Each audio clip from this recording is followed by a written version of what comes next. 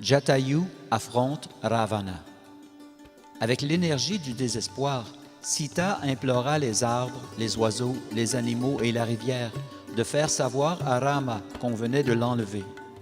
Juste à ce moment, elle aperçut Jatayu, qui dormait paisiblement perché sur la cime d'un arbre. Elle s'écria « Jatayu, aide-moi, je t'en supplie. Va immédiatement prévenir Rama que je viens d'être kidnappé par le Rakshasa Ravana. » Les cris de Sita réveillèrent Jatayu, qui put constater à quel point Ravana maltraitait l'épouse de Rama. Il mit le Rakshasa au défi. « Ô Ravana, je suis Jatayu, roi des vautours. Comment oses-tu poser la main sur l'épouse d'un autre homme? Prends garde, car tu tiens dans tes bras un serpent venimeux. Je suis maintenant âgé de 60 000 ans, sans armes, tandis que tu es jeune et bien armé. Qu'à cela ne tienne, je ne te laisserai pas emporter Sita.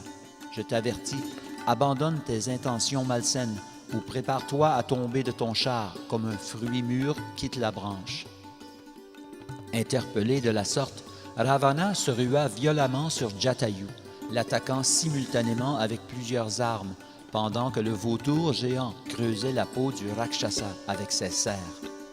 Jatayu fut atteint de plusieurs flèches, mais la vue de Sita pleurant dans le char de Ravana l'aidait à tolérer la douleur.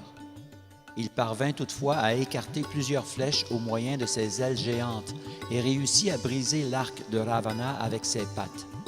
Il put ainsi percer l'armure de Ravana et de ses griffes puissantes mettre à mort les mules attelées au char du Rakshasa. Pendant qu'il décapitait le conducteur du char avec son bec puissant, il réduisit en pièces le véhicule de Ravana, qui tomba sur la terre ferme en tenant fermement Sita dans ses bras. Tous les êtres qui témoignèrent de la vaillance de Jatayu l'applaudirent chaleureusement. Mais les années pesaient sur Jatayu, et bientôt il s'épuisa. Ravana s'éleva dans le ciel, tenant Sita d'une main et une épée de l'autre. Jatayu plongea sur le dos de Ravana, lui tirant les cheveux avec force. Le Rakshasa tenta de frapper le vautour du revers de la main, tout en tenant Sita bien serrée contre sa cuisse gauche, mais sans succès. Jatayu déchira les 10 bras gauches de Ravana avec son bec puissant, mais les bras se régénérèrent dans l'instant. Puis, délaissant Sita, Ravana se mit à tabasser Jatayu avec ses poings et ses pieds.